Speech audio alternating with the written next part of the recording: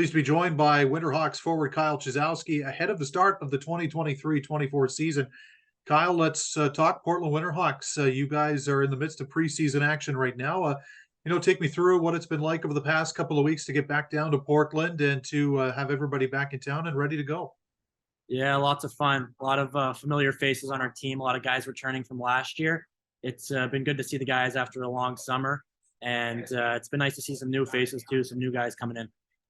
Yeah, I was going to say a pretty deep returning cast for you guys, right? Up front, led by the likes of yourself and Clausen and James Stefan and Nguyen. And, just give me a sense of just how deep you guys are or how deep you guys are up front in terms of, being able to build on what you've put together over the past couple of years.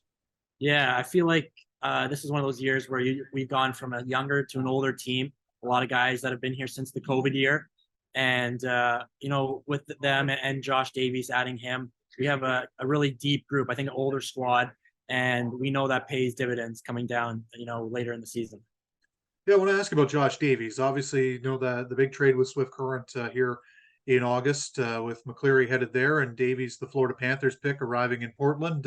How has he settled into things? I know he's probably on his way or off at camp right now as we speak, but how has he settled into the group? And what do you guys see in him kind of in the early days of his time with the Winterhawks?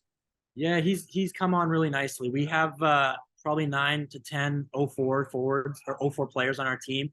So it's been easy. Like we played against them during our career. We've known them. So it's been easy for him to come in and we already knew him before the season.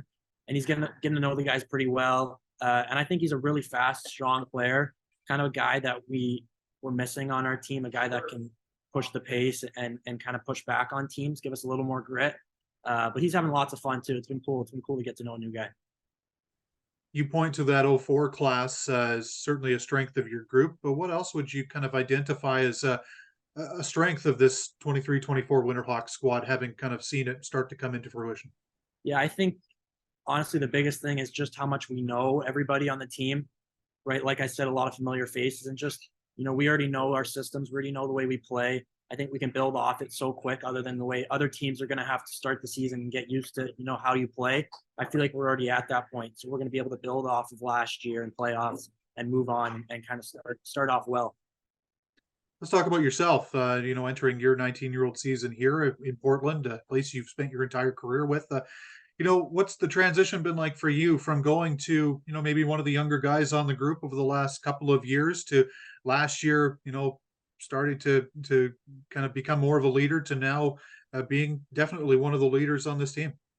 Yeah, it's been cool. It's been really cool. Like as you get older and older, seeing yourself start to get a bigger role on the team, especially with the team we have this year, having the chance to kind of be a big provider for that is exciting. I think it'll be cool. I've really enjoyed my 4 years here, but I think we have high hopes for this season. Tell me a bit about what the excitement level was like when Luca Cagnoni and Carter Sutherland were selected in the NHL draft.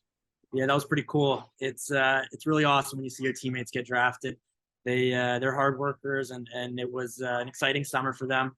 So yeah, especially Luca, getting to see him a couple weeks after, congratulate him, but that was special.